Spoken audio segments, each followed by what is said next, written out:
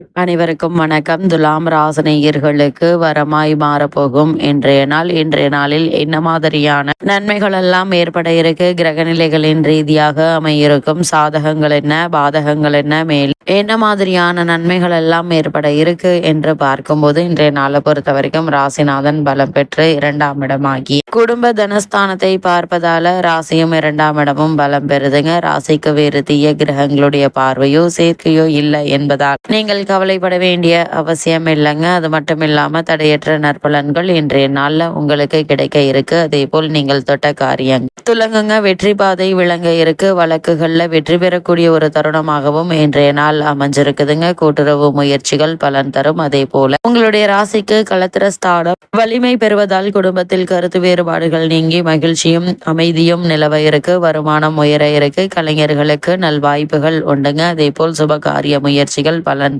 ஆடை ஆபரண சேர்க்கை உண்டுங்க. குரு பகவானும் 5ஆம் பார்வையாக உங்களுடைய ராசியை பார்ப்பதால் ராசிக்கு விசேஷமான நற்பலன் அதிகம் உண்டுங்க. இதற்கு என்ன பொருள் என்றால், உங்களுடைய முயற்சிகளை தகுந்த விதத்தில் கூட்டினால் அதிர்ஷ்டமும் இணைந்து நற்பலன்கள் தரும் என்பதை கிரகநிலைகள் உறுதியளிக்குது. உங்களுடைய ராசிக்கு 5க்குரிய சனி வக்ரம் பெற்றிருப்பதும் அவரோடு ராகு இருப்பதும் சில சங்கடங்களை தரவே செய்யும். குலதெய்வத்தை நினைத்து கொண்டு இந்த தோஷங்களை கடந்து விடலாங்க. தொழில் போட்டிகள் அதிகரிக்கும். குழந்தைகளுடைய விஷயத்தில் அதிக கவனமாக இருப்பது நல்லது. குறிப்பாக அவர்களுடைய ஆரோக்கிய விஷயத்தில் அதிக கவனத்தோடு இருங்க. சிறு உடல் உபாதை என்றாலும் கூட உடனே மருத்துவரிடம் அணுகி அதற்கான சிகிச்சை எடுத்துக்கொள்வது மிகவும் நல்லது என்பதை கிரக நிலைகள் மீண்டும் மீண்டும் தெளிவுபடுத்துது. அதே போல் துலாம் ராசினியர்களுக்கு இன்றைய நாள்ல கிரக நிலைகளின் ரீதியாக கூறப்படும் பரிகாரம் என்ன என்று பார்க்கும்போது, அம்மன் கோவிலுக்கு சென்று விளக்கு போடுங்கள். எத்தனை துன்பங்கள் வந்தாலும் அவை அனைத்தும் நீங்கி வரமாய் மாறும் என்பதை கிரக நிலைகள் உறுதியளிக்குது.